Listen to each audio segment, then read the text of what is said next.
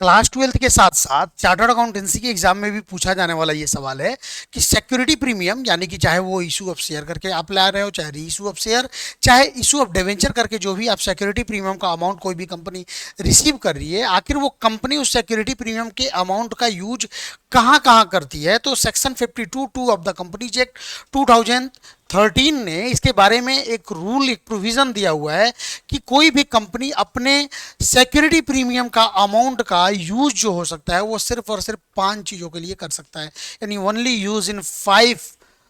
Veg. कौन कौन सा है? तो सबसे पहले issuing fully paid bonus share, important question है, याद रखिएगा, 5 मार्क्स का क्वेश्चन आता है ये। Issuing fully paid bonus share to the members, यानी कि यदि कंपनी चाहे तो उस सिक्योरिटी प्रीमियम से अपने एग्जिस्टिंग शेयर होल्डर्स को वो बोनस इशू कर सकती है। पहला तो कंपनी क्या करती है, पहले अपने बोनस इशू के लिए वो क्या करती है, फुल्ली पेड बोनस इशू के लिए उसका यूज करती है। दूसरा, writing of the preliminary expenses of the company. Preliminary expenses क्या होता है? कंपनी को शुरू करने से पहले, कंपनी के रजिस्ट्रेशन से पहले, कंपनी को रजिस्टर्ड करने के लिए जो भी खर्चे लगते हैं उसको हम क्या कहते हैं, प्रिलिमिनरी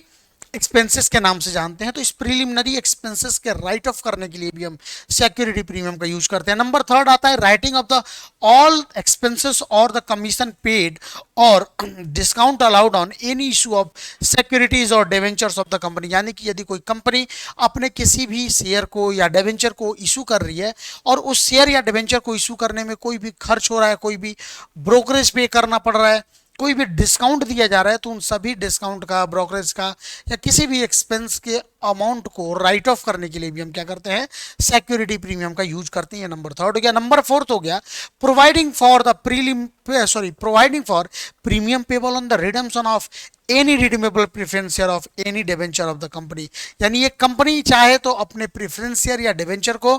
अपने लाइफ में क्या कर सकता है, प्रीमियम पे रिडम्पशन कर सकता है, यानी कि 100 के डिवेंचर के बदले वो अपने शेयर होल्डर्स को 110 रुपए यानी 100 से ज्यादा रुपए दे सकती है। तो यदि कोई कंपनी अपने डिवेंचर होल्डर्स को या अपने प्रीफरेंस शेयर होल्डर्स को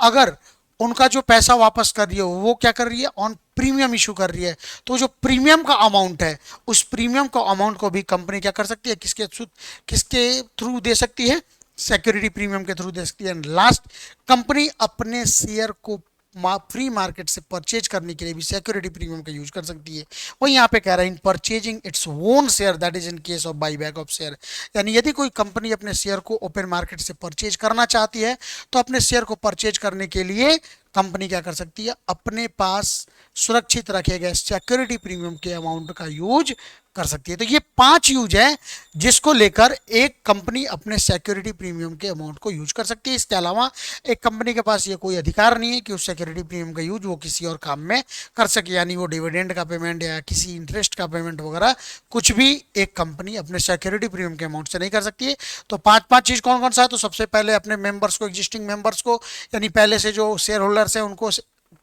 फुल्ली पेड बोनस शेयर देने के लिए। दूसरा क्या हो गया, जो भी प्रिलिमिनरी एक्सपेंसेस यानी कंपनी को शुरू करने के लिए जो खर्चे लगे हैं उसको राइट ऑफ करने के लिए। तीसरा क्या हो गया, कोई भी